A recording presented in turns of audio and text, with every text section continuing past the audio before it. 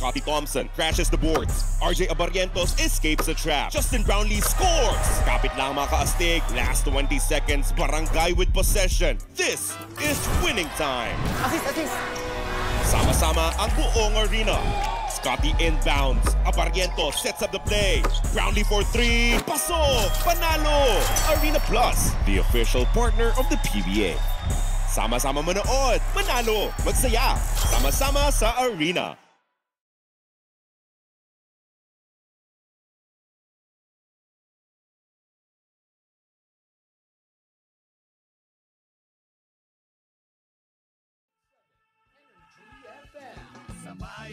Kotse, taxi at jeep. What? Tricycle, FX, basta masigip. Okay, Palengke, internet, plaza, karinderya. Energy FM, nagbibigay saya. Huwag mong sabihin radyo, sabihin mo Energy. Pangga, Energy kaibigan mo. Pangga, Energy ang numero 1. Agad tumano na at isigaw mo. Same, pero iba. Sabihin radyo, sabihin mo Energy. Brownlee for 3. Pasok! Panalo! Arena Plus, the official partner of the PBA. Sama-sama manood. Manalo! Magsaya! Sama-sama sa arena. Play now at arenaplus.ph. For more information, visit www.pagcor.ph/regulatory or email responsiblegaming@pagcor.ph. Gaming for 21 years old and above only. Gambling can be addictive. Know when to stop. Chika sa Arena! Isang magandang umaga, Metro and Mega Manila! Kapiling nyo na po ang nag-iisang chikadora.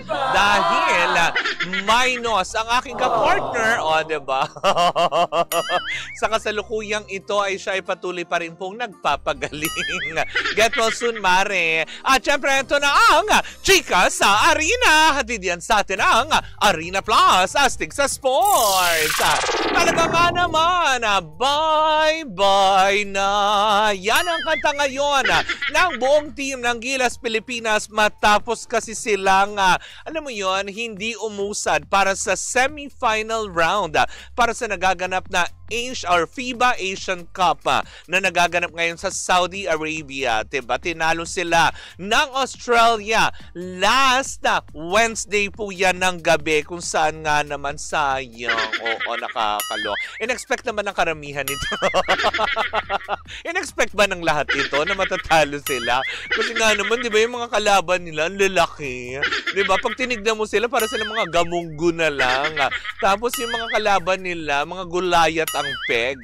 Pero yun na nga, di ba? Talagang, ano pa rin, kumaga lumaban pa rin naman ang ating Gilas Pilipinas team against Australia last Wednesday. Dahil, nakascore naman sila ng 60 points against 84 ng Australia. Samantala din, nung ano na yun, nung scheduled date, ay nakausad naman din ang koponan ng Iran laban sa Chinese Taipei sa score na 78 at 75. Samantala naman ang China, tinalo ang Korea sa score na 79 against 71.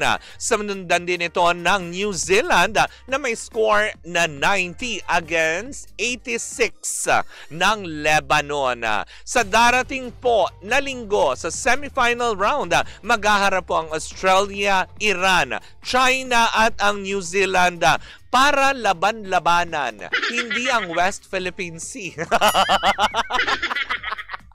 Hindi sila magjo-join force para ibalik ang water bombing sa mga Chinese vessel. Hindi ganun yon.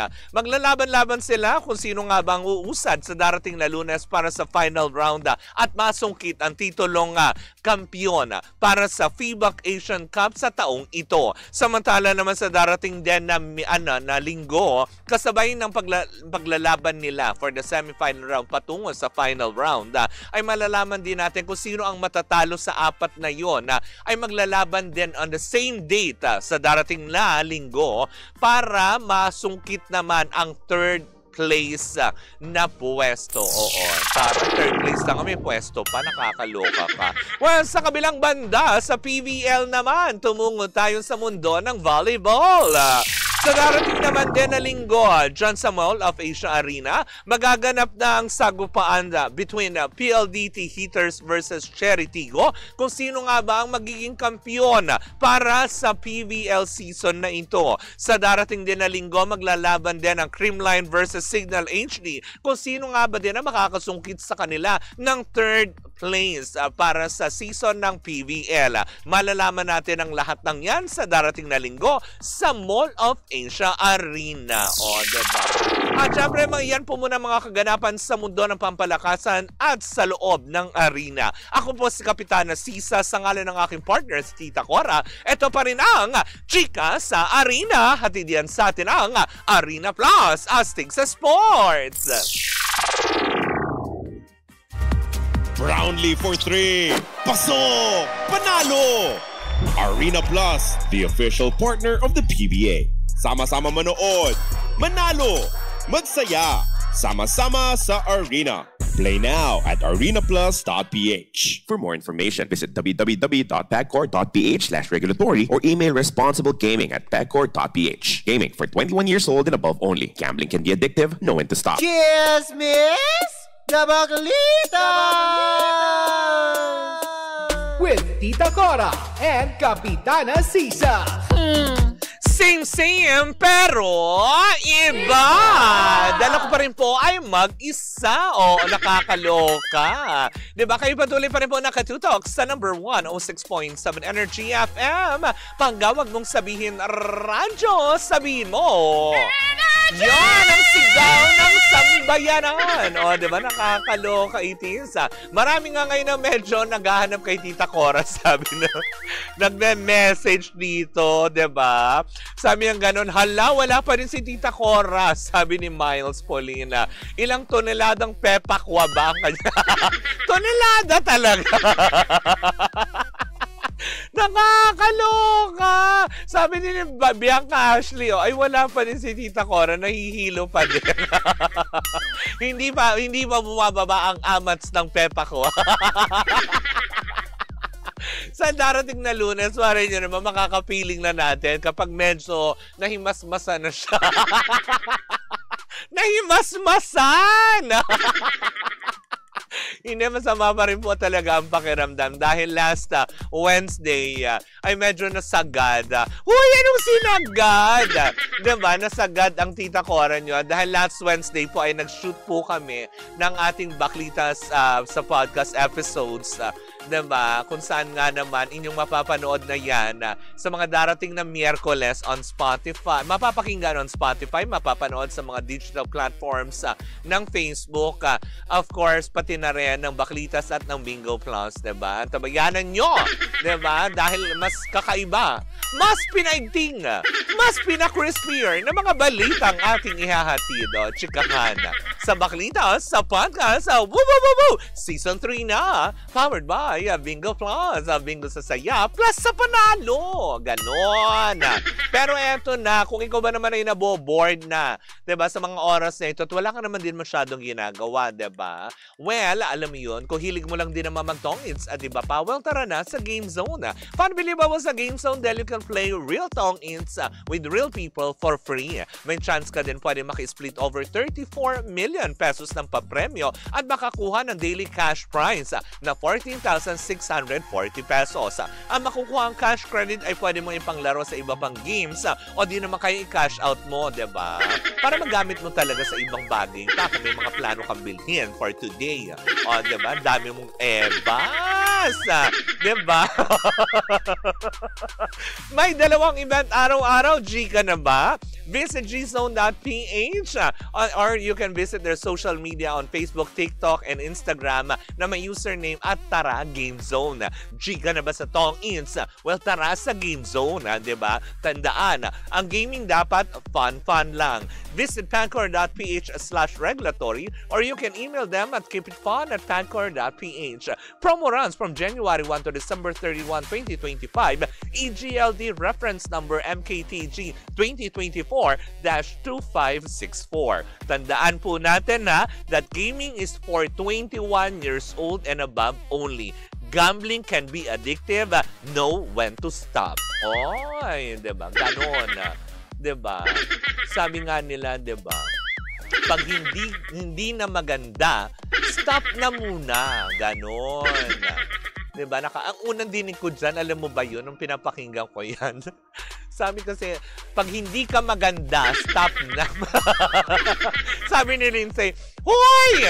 Walang sinabing hindi ka maganda. Sinabi lang pag hindi na maganda.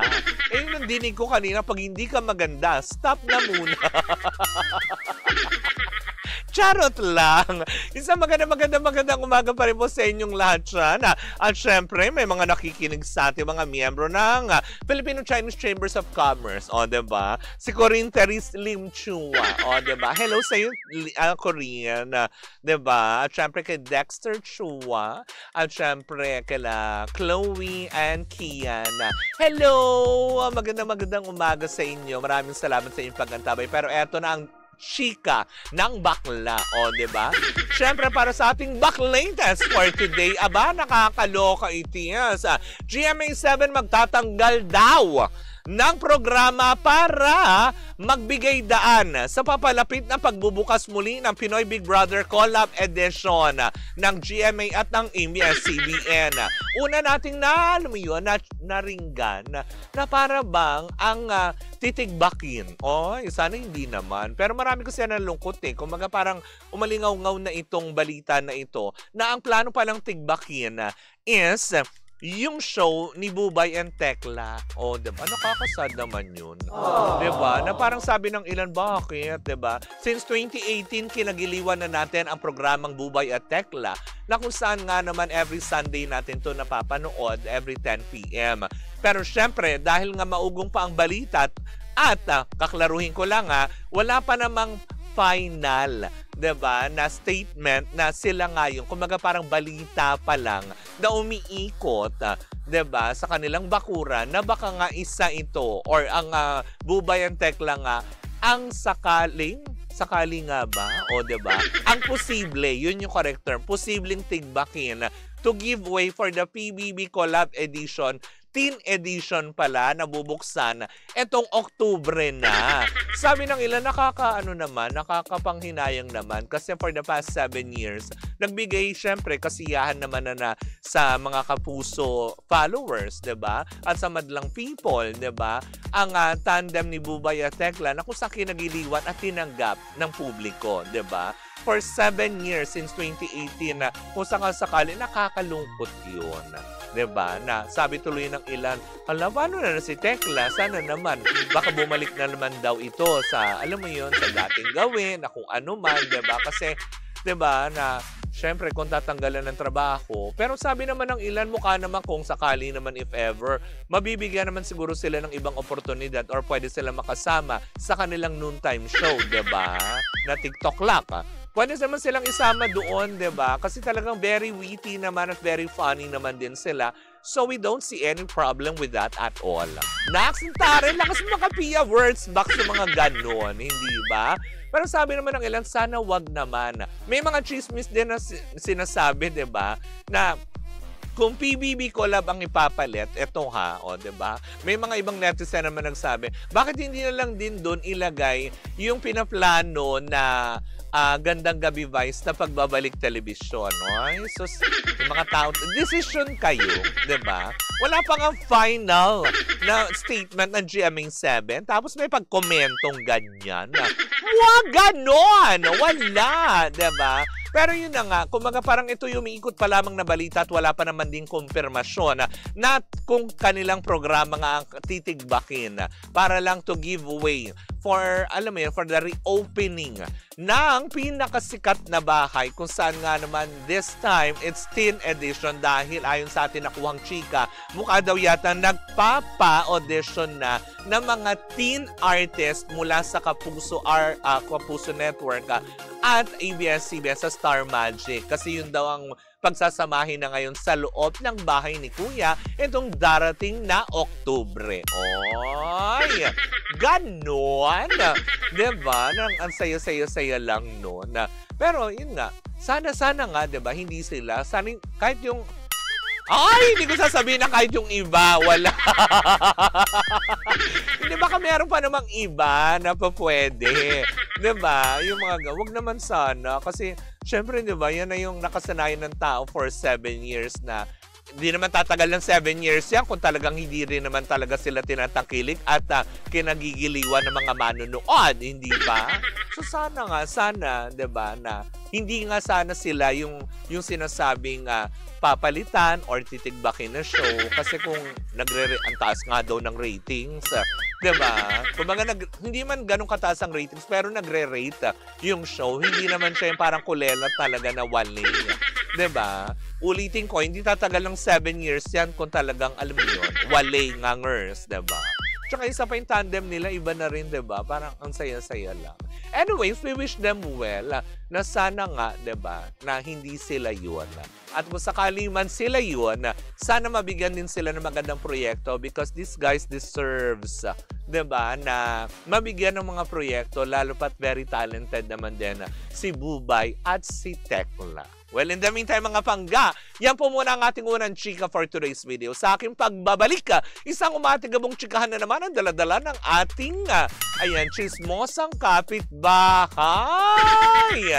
Nako, may kinalaman na naman kay Kim Chiu. Totoo ba? Nakakaloka. Nakakasad yun, ano? Well, ating pag-usapan yan sa pagbabalik ng Baklita sa Woo! Sa ngalan ng aking partner, si Tita Cora, ako pa rin po si Kapitana Sisa. And we are still same, pero iba!